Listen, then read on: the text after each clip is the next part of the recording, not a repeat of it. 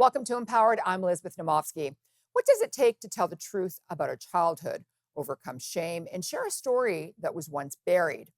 Today, I'm joined by Gwen Lamont, author of The View from Coffin Ridge, A Childhood Exhumed, to talk about how writing your story can change your life, how you care for yourself while sharing something so personal, and what it means to face painful memories with honesty and courage. We'll also explore her research into intimate partner violence, the subjective experience of men who murder their intimate partners, and what drove her to do that work.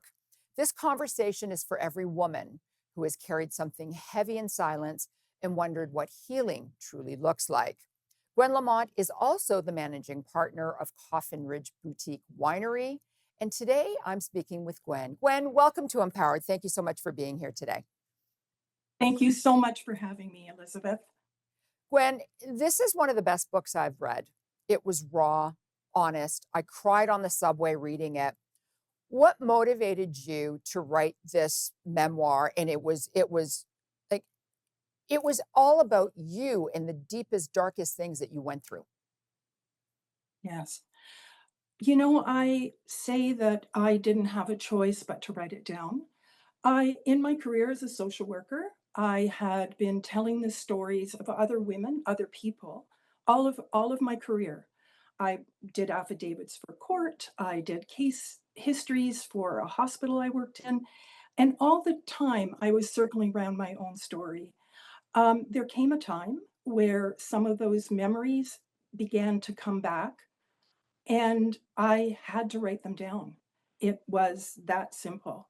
I had an unusual childhood, although I didn't think I had, until I wrote the book. And the response, of course, has been that it is an unusual childhood. And I say I had to write her visible. I had to write her history so I could see who I had been and therefore who I was.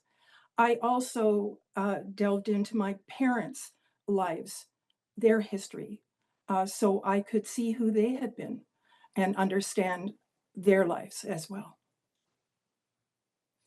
It's interesting that you just said that, you had to go into your parents' background because so many times people blame their parents and don't really understand what they went through and how they were trying to do their best or not. And I think that's really interesting that you did that to try to understand where they were coming from. I had to do that. I I had to. Let's talk about shame for a minute because over those years, there's about 30 years until I started writing about those incidences in my childhood.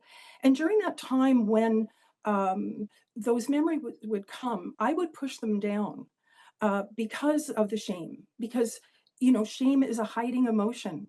It's what you want to do. You don't want to feel it. And I recognized once I started to write and was able to overcome the shame by writing, that I needed to recognize that my parents must have felt the same thing, that they must have had trouble with shame and not being able to tell their stories. Um, I also find it interesting that society helps us not tell our stories, especially women. They say things like, you don't air your dirty laundry. Whereas when men tell their stories, it's they're coming clean. So um, I had to understand them to reconcile with them because I was estranged from my mother for a long time and blamed her for a long time. So how did you overcome shame? And writing your story changed your life as well, because there are a lot of Yeah, women out there that are struggling with shame, and I'm glad that you just brought that up. yeah, And a lot of people still think, no, I can't talk about it, this is a shameful thing to go through. um how yes, did that start? And we're going to have to be quick because we have to go to commercial break, but then we'll yes. continue when we come back. Yes, for me, writing it down, every word broke the shame. It was that's what it was. Writing the story was the way to overcome the shame. I also wrote not thinking I was going to publish, and I took every chapter to a therapist, and I read every chapter to him so that I needed someone to witness my story. I had Hold to that bear thought. witness to what. Gwen, hold Okay. that thought. Someone Yep. to witness your story. We'll be right back with more with Gwen Lamont.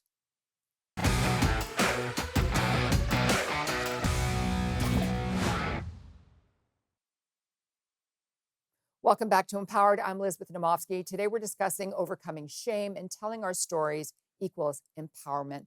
When we were talking about how to overcome shame, you were talking about the fact that you wrote stories down, you took them to your therapist, and then you had them witness your story. So please continue. Well, and for me, when I recognized, the book starts out with a night in the vineyard, where I recognized that I had to break that shame. I had to write it, and I had to tell people. And breaking that shame not only involved writing it down, but bearing witness to what I had experienced as a child. I actually saw her as separate from myself. I felt really strongly that I had left her in these places. I'd left her in the places where things happened to her. I'd left her in that violent marriage. And I had to go back and bear witness through writing about what she had been through. And honestly, with each word, the shame dissipated because you know what? It's not my shame. And I think that's important for women who are in an abusive relationship and being called names and being abused. It's not your shame. It's not your fault. And we need to start placing the blame where it belongs. And it doesn't belong with the woman. So for me, I had to go back and stare at some really difficult things that had happened to me. And I had to accept her back into my life. I had to accept her story so that I could be complete. I could be someone with a coming of age story because I didn't have one before. It looked to everybody that my life had started after I was 20 because nobody knew any of these things. Nobody. And that's a burden after a time. And the other thing is people don't see you for who you are. They saw me as someone with 4 university degrees, a wonderful husband, a business. It looked like I was thriving. And that's true to a point, but it wasn't the whole story. And we need to tell our whole story. And I tell guess that's Go ahead. no, you go ahead. So telling this whole story brings out a lot of trauma and brings out a lot of emotion. How did you take care of yourself during the process? And how do you manage the vulnerability of sharing such personal experiences? Well, first of all, I always say I do not relate to the word trauma. When Maud Barlow blurbed my book and she used the word trauma, I said to my husband, what has she read? And then I was asking myself, why don't I see it the way she sees it?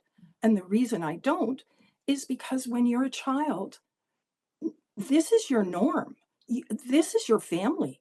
They are the arbiters of the truth. This is their culture. You would never think that this was traumatic. I would say, though, that the marriage at 16, um, I can see why people would, I could, I probably did experience that as traumatic. Um, but yeah, no, the word does not, I just don't relate to that word. Nor do I relate to the word forgiveness because people will say, so did you forgive your parents? Did you forgive your father?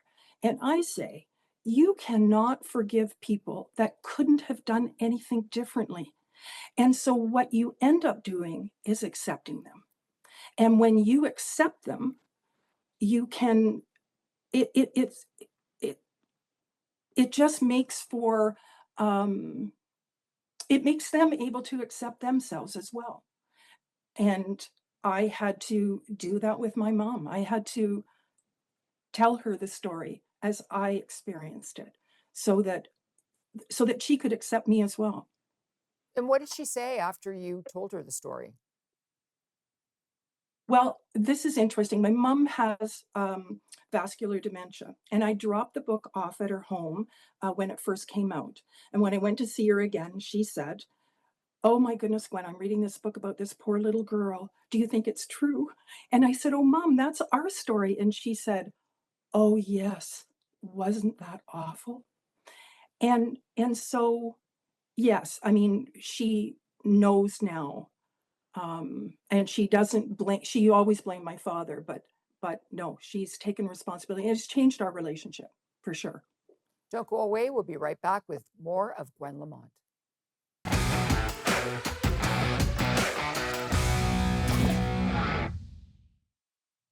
Welcome back to Empowered. I'm Elizabeth Naumovski. Overcoming shame, telling our stories equals empowerment. Gwen, for the last 2 years, you've been touring with your book. What has the response been? The response has been incredible. I could never have dreamed of this response. I think we've done 24, 25 author events throughout the country. And every time I speak, women come to me after and tell me that they have a secret that they've never told anybody. I had one woman tell me on the last book event I did that she had a secret she had kept from everyone for over 50 years. She was married for 50 years, and she had read my book before the event and said she she had told everybody in her world about this event, and that she felt free for the first time in her life. I've had women come and tell me secrets that they've kept, and that because I have been able to do it, I broke my silence, they can break theirs. It's very powerful. I'm overwhelmed with that response.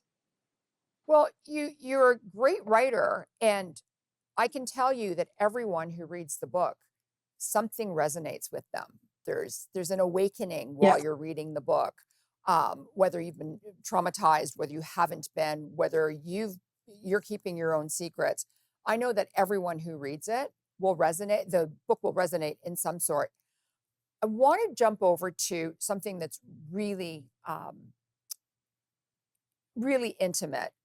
Your research into the subject of intimate partner violence, the subjective experience of men who murder their intimate partners.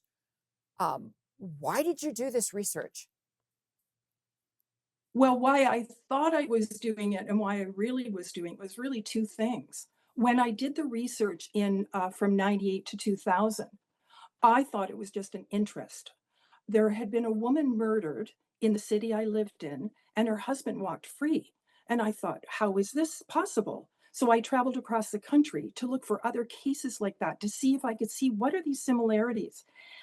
And then when I did my master's degree, I decided that I would replicate the subjective experience of women who murder, and I wanted to do this research. Now, there was a lot of flack about that. Why do you want to listen to men? And I always said, if an airplane went down with 120 women on it every year, we wouldn't just listen to half the black box. We'd listen to the whole thing. Why the undercurrent, of course, was those questions about how love can turn to murder. What's that trajectory? And I wanted to glean data. It wasn't that I wanted them to unburden themselves. They had to agree that they were guilty, and they had to know that talking to me was no benefit to them at all. And so and so I did the research, and the data did show some interesting things that I think have been ignored for the last 25 years. After I did that research, I just went on with my life. And but now we have an epidemic, and now we have to start thinking outside the box. Now we have to listen to the other side of the black box. So I was going to ask you, how have things changed since you did this research? We have an epidemic, femicide. Anything that you can Yes, share about this? yes. Um, Lots of things have changed. We have counselors, we have shelters, we have a society that is aware, but not one of those changes has changed the number of women killed each year. And a couple of things I found in the research. One was I could see in the stories of these men as children, if we had intervened at a certain point with a mentor or someone who, a mentor really, this would have changed the trajectory of their life. Um, the other thing that was really important about this is I discovered, and I think we know this, femicide is never a crime of passion. It is well thought out and sometimes for years. And we know this, we know what women have to look out for to know if they're living with a murderer. And we don't do that. I, yeah, we don't do that. We So, will be right back with more Gwen Lamont. Don't go away. We'll be right back.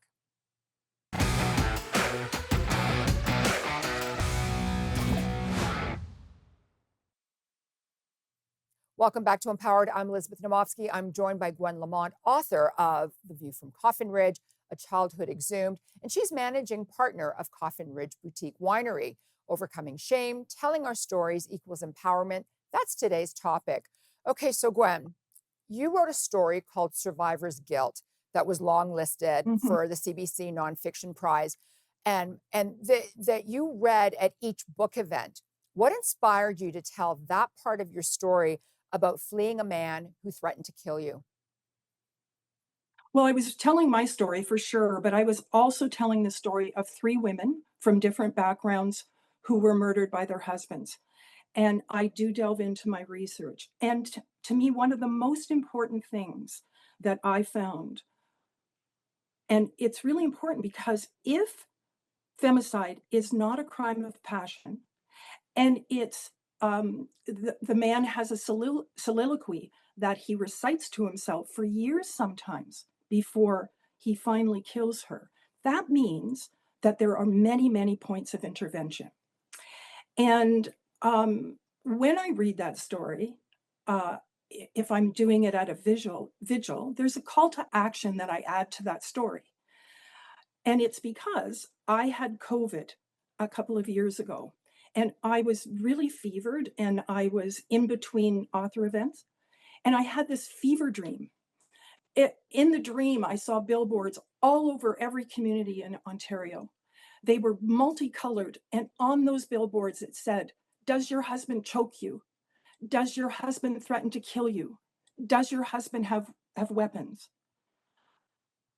If you answer yes to any of these questions, you're living with a murderer. We know this. Call this number, get out. It also allows her friends, if we understand this, it allows her friends to intervene.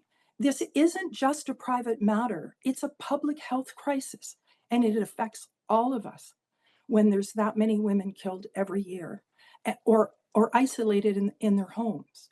So that's why I read that story. It's very impactful and it drives home.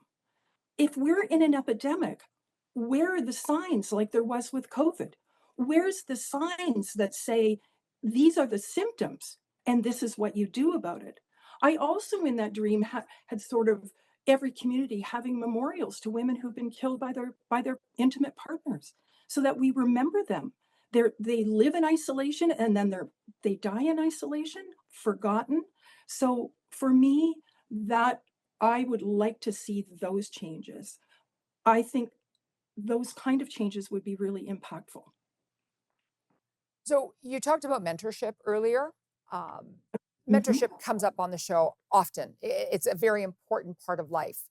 You didn't get to where you were alone. How did other women help No. change the trajectory of your life? This is not hyperbolic when I say without a handful of women, I would not be alive. So important. The first woman was a social worker when I was 14 in an unusual circumstance who told me I was smart And I laughed at her and said, "Well, my dad said when they gave out brains, I thought they said trains and asked for a slow one." Right? So I kept those words inside of me for all of my life.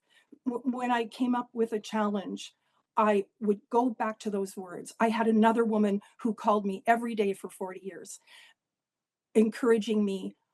I'm just telling you, women helping women, it's so important and it's so powerful. And it changed my life. So, in closing, and I know you talked about writing your young self home. Would you like to explain what you mean by that term? I think it's what I said earlier, word by word, sentence by sentence. She came paragraph by paragraph. She came home to me. She's in that book. She's back in my life. It was a part of me missing, and that's what I mean by writing my young self home. Gwen Lamont, thank you so much for sharing your story. You're an incredible woman. Thank you for having me. Gwen's closing words of wisdom to you come from the rebel poet Muriel Rukeyser, who wrote, "The world is made up of stories, not atoms. What would happen if one woman told the truth of her life? The whole world would split open." I'm Elizabeth Naumovski, and I'm here to empower you and make frugality fashionable. Thank you so much for watching. Bye for now.